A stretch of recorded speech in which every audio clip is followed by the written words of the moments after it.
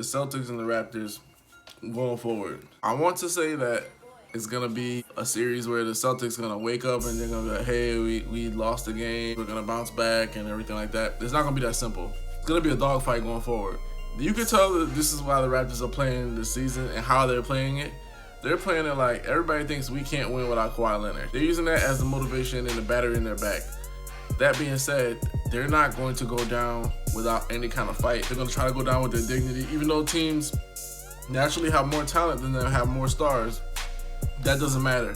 Nick Nurse has instituted into them the utmost confidence. And it's really amazing once you become a champion, the kind of confidence that you garner within yourself and you expect of yourself. Because even though the Raptors were down and out, game 3, they found a way, even you can call it luck, serendipity, Clyde Frazier. They found a way to come back in the game. They were down, and they had the lead at one point, and then they lost the lead, and then OG Anunoby hit that big shot. But the thing with the Raptors is this: they're not gonna go down without that fight. And you know who that reminds me of? Circa 2011, Game 2, I believe, Miami Heat versus Dallas Mavericks. Dwayne Wade hits a 3. LeBron James is punching him in the chest. It was like a 14, 11-point lead. It was out the third or fourth quarter.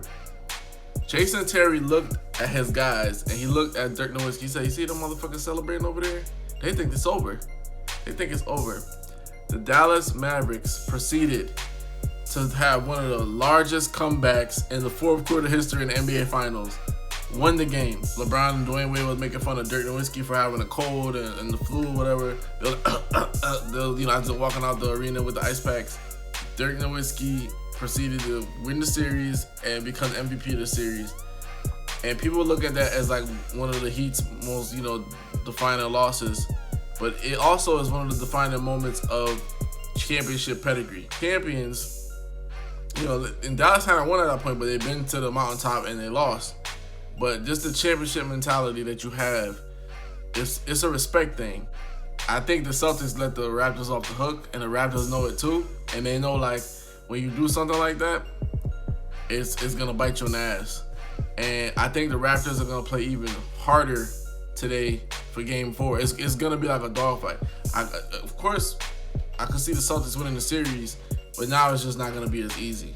It's because now guys like Siakam, Fred VanVleet, guys have garnered confidence.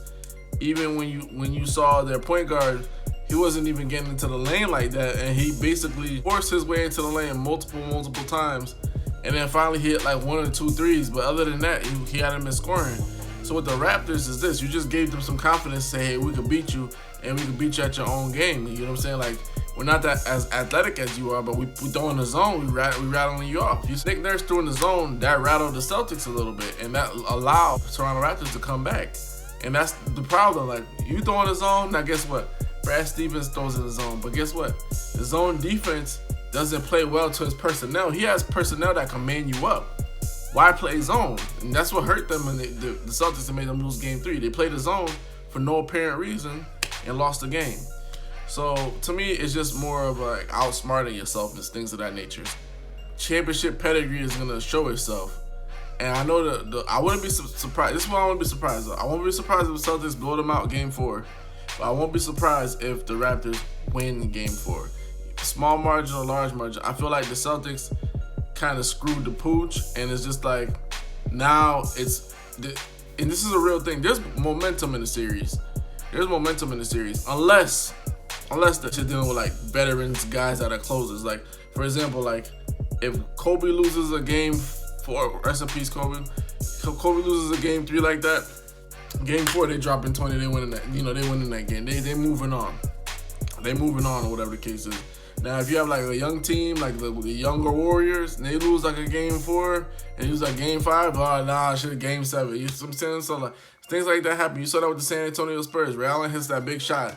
Now they go to Game 7 and they lose the series. I'm interested to see what Brad Stevens is gonna do and how he's gonna coach his guys, because however he coaches his guys, if they win the game, that shows me like, okay, they're ready to go to the next step, with championship level steps. If not, then it just shows me all I need to know. Clippers, Nuggets, that was a huge beatdown. But one of the key things that you have to understand that was one game. In order for the Nuggets to have a chance in the series, they need to have Mike Malone have the guys run plays. They have to take more advantage of Jokic, and that's early and often. Jokic can get those guys in foul trouble. One thing you learned from the Dallas series, the Clippers did not have an answer for Porzingis. So if they didn't have an answer for Porzingis, they shouldn't have an answer for Jokic. They're going to have to run automatic actions. So I know this might not have been part of their offense as of late, but guess what? You're going to have to run motion. You're going to have to Princeton offense. You're going to have to run plays early and often. This pick and roll is too easy to defend. It's way too easy to defend, and it doesn't do anything for anybody. It's not artistic. It's not creative. It's easy for the Clippers defense to defend. Clippers defense have length and everything like that. Mike Malone, with a horrible playoff record, he's going to have to improvise and kind of change things up. In terms of the Clippers, Doc Rivers already knows this is one game.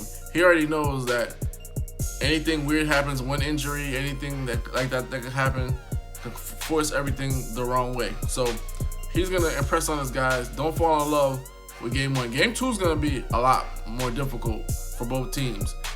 I can see this even going to an overtime game. So people, I know we get enamored with the blowout. Like Charles Barkley said, they have no chance or whatever the case is. I'm going to tell you this. Everybody has a chance against everybody. You see this with the Bucks and the Heat. So it just the severity and urgency each team takes. Because the Clippers might come out like some days ago, like, yo, we waxed this team. They ain't nobody. And guess what? Lose game two. Clippers, do what you're doing. Never let up on defense. But the Nuggets, they have to get out of that fast break mentality of basketball and force themselves to play a half-court game and run plays. They have the personnel to run plays, run a half-court game, run some things for Jokic, get guys in early foul trouble, get guys out of their rhythm in terms of the Clippers, and it would get themselves back in the series. But if it goes 2-0, the series is over. If it goes 2-0, the series is over. The reason why I say that is because now the doubt is going to creep in the Nuggets' mind. I know they played a bunch of 7-game series. They played the Blazers, which got swept, and they played the Utah Jazz, which also didn't have like deep, vast playoff experience. You go down 2-0 to somebody who has a lot of playoff experience. That game 3, they're gonna approach it like it's a game 7. They're gonna win that game and they're gonna blow you out, and then they're gonna sweep you. So they have to get some momentum. I won't say if it goes 2. If it goes 3, of course 3-0 is over. But if they lose game 2 and it's like by a slim margin and they showed improved, I can say the series is still somewhat in there. There's some kind of hope. But if they just get blown out or whatever, it doesn't make any sense.